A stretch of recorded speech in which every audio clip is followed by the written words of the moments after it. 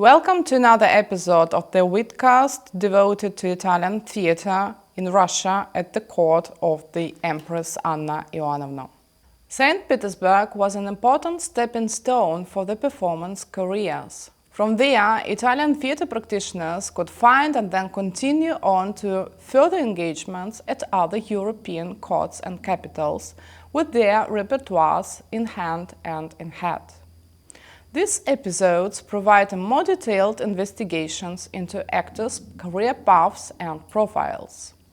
It is interesting to compare the repertoire of the actress Adriana Sacco, who played the stock character of Smeraldina in improvised comedies staged in St Petersburg, with the plays of Carlo Goldoni, the great Venetian theatre reformer. Doing so reveals that St. Petersburg was a laboratory where the actress developed her signature role and experimented with acting styles that influenced the playwright's reformed character comedies. In this episode, we will explore how the stay in Russia of Italian comici dell'arte affected theatrical practice back in Italy. Carlo Goldoni cultivated his relationship with actors and actresses, and particularly with the renowned truffaldino Antonio Sacco, from the time of his theatrical apprenticeship, which the playwright repeatedly referenced in the forewords and prologues of his comedies and in his memoirs. There has not, however, been enough critical attention devoted to the relationship between the playwright and Adriana Sacco, Antonio's elder sister, who worked alongside her brother throughout her entire career, sharing in his many artistic triumphs as they ventured far and wide together across Europe and Russia. Born in 1707, Adriana began her career in the company directed by her father, the capocomico Gaetano Sacco, playing the stock romantic character of Beatrice and also distinguishing herself as a dancer. As a young girl, Adriana performed in Venice's Teatro San Luca, owned by the Vendramin family, with whom her family enterprise had stipulated a contract which didn't, however, prevent the Saccos from touring Pavia, Florence, Genoa and abroad. From 1733 to 1734, Adriana took over the role of the servetta, that is, the young female servant, with the fanciful name Smeraldina, in the Commedia dell'arte repertoire performed at the court of the Tsarina Anna Ioannovna.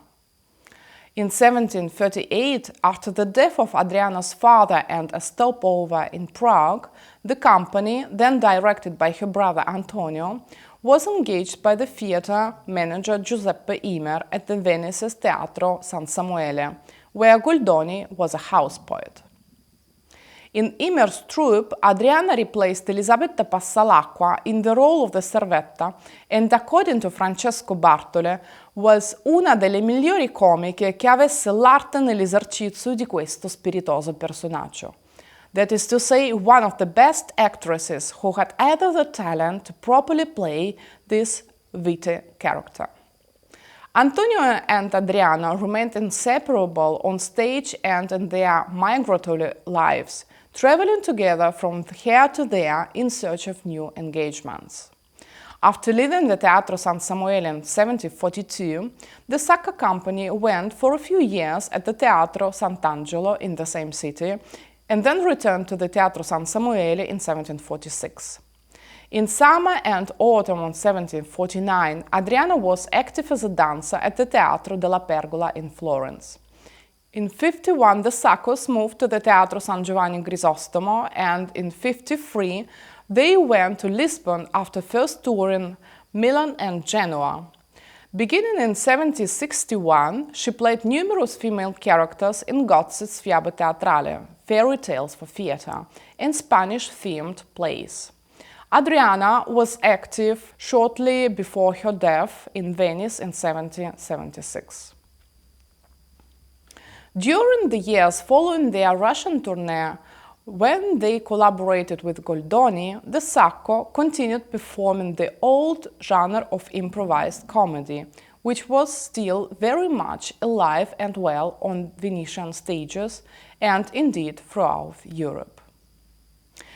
At the same time, the actors were also looking for new ways to enrich their repertoire and approached Goldoni with a request to revise some commedia scenarios for them. The Sacco's company returned to Venice exercised a profound influence on Goldoni, prompting him to create new characters tailored specifically to their talents and write new plays for them, including the hit Il servitore di due padroni, The Servant of Two Masters. In his so-called Memorie Italiane, Italian memoirs, which first appeared as prefaces to single volumes of the Pasquale edition of his collected works, Goldoni recalls that the novelty of Sacchi, renowned for the standard character type he played, only increased the demand for improvised performances, and there was no hope of trying to bring out fully written comedies for staging.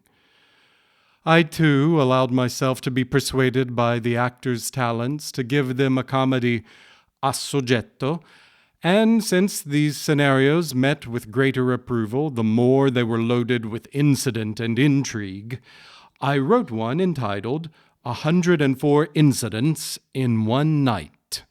Antonio and Adriana's influence on Goldoni in terms of plots, masked characters and lazzis would remain significant not only after the Sacco left the Teatro San Samuele in 1742, but also after 1746, the year when the relationship between the playwright and the members of the Sacco's family would come to an end. While on several occasions Goldoni lavished flattering praise on the celebrated Truffaldino, defining him as one of the most acclaimed actors of the century, the dramatist left only two brief descriptions of the characteristics and acting skills of his sister Adriana. In the preface to the volume 15 of the Pasquale edition, Goldoni describes the actress as a servetta pronta e vivace, lively and spirited servant girl who has la più fina conoscenza dell'arte, the finest knowledge of her art. In his memoirs, Goldoni says of her, apart from a few caricatures, she played the part of the soubrette very well. Biographical accounts of the playwright seem to have hindered an adequate critical evaluation of Adriana's role in the rich experimentalism of Goldoni's theatre, beginning with Attilio Gentili's book, which offered the first comprehensive overview of the reciprocal collaboration between the playwright and his actors. Gentili argued that the four actresses who played the role of the servetta in the Imer company at the time of its association with Goldoni, Rosa Portremoli, Elisabetta Passalacqua, Adriana Sacco and Anna Bacchirini, didn't make any substantive contribution to Goldoni's theatre reform. Can we then accept at face value that a gifted actress, dancer and improviser like Adriana Sacco left no significant mark on the playwright like Goldoni, who had always been attracted to the soubrette character? Instead, we should examine Goldoni's plays themselves to see what traces of Adriana's art we may find in them, given that the period in which they worked together was a time of intense experimentation for both artists. In order to explore the extent to which the playwright's dramaturgy was enhanced and transformed by his work with the actress, the rest of this episode will be devoted to a comparative reading of two plays. The first is Goldoni's La Donna di Garbo, The Well-Mannered Lady, composed between the end of 1742 and the beginning of 1743. It is a comedy of considerable importance, first because it marked Goldoni's transition from practicing law to becoming a contracted scrittore di commedia, writer of comedies.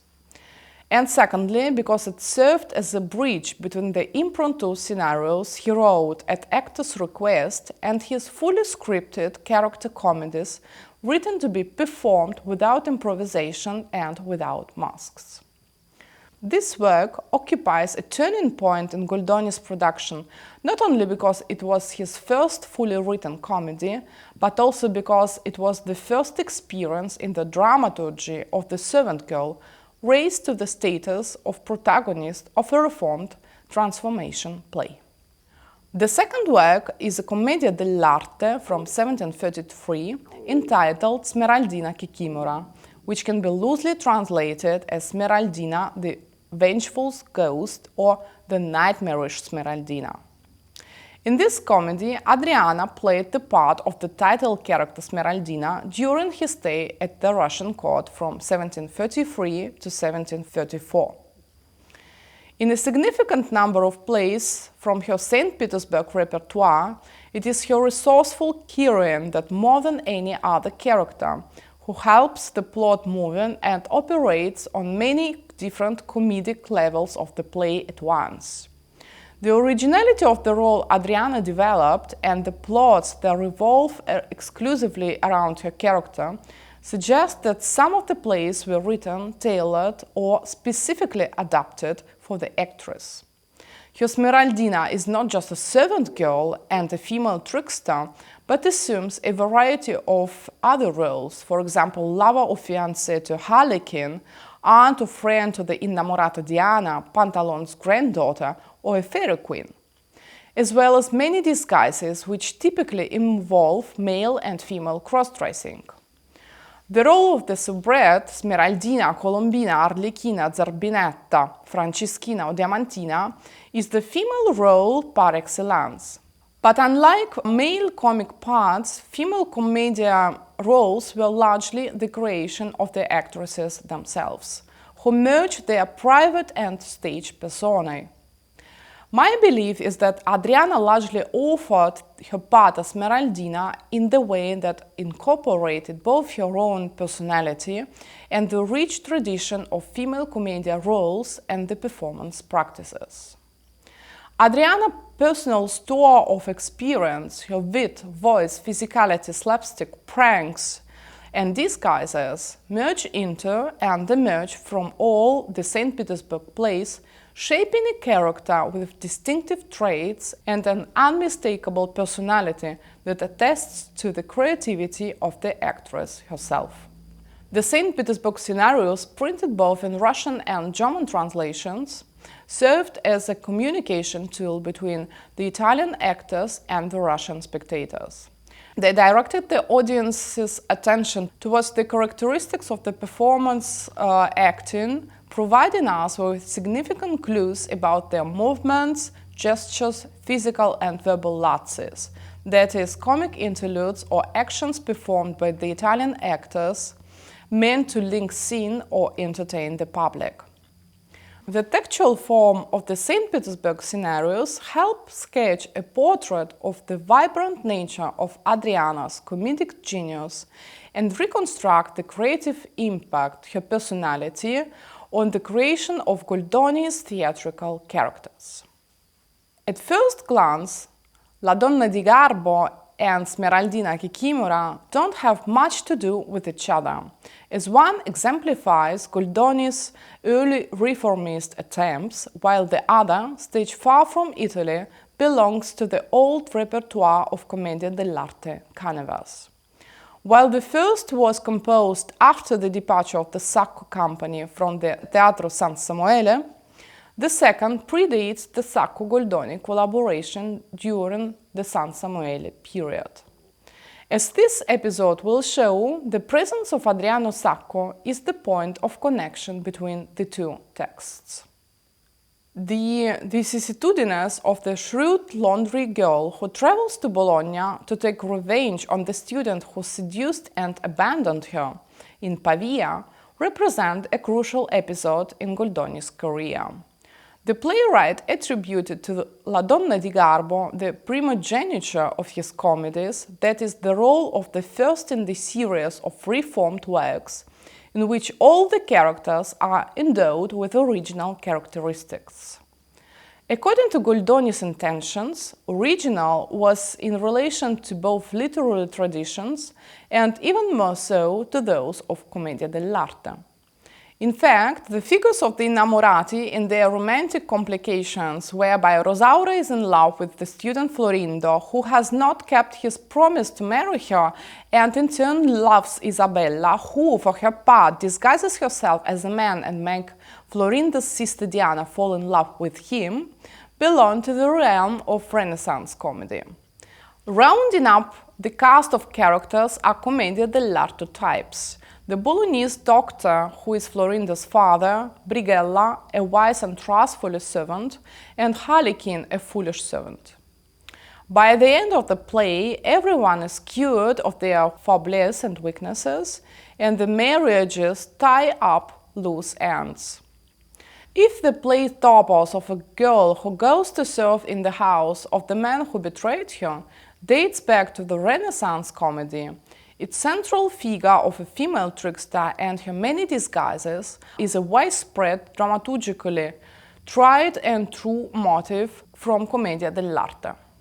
The titles of the Canovacci, quoted by Goldoni in the preface to the volume 17 of the Pasquale edition of his comedies, are indicative of the type of plays on magical and supernatural subjects that the playwright intended to reform in a very similar key.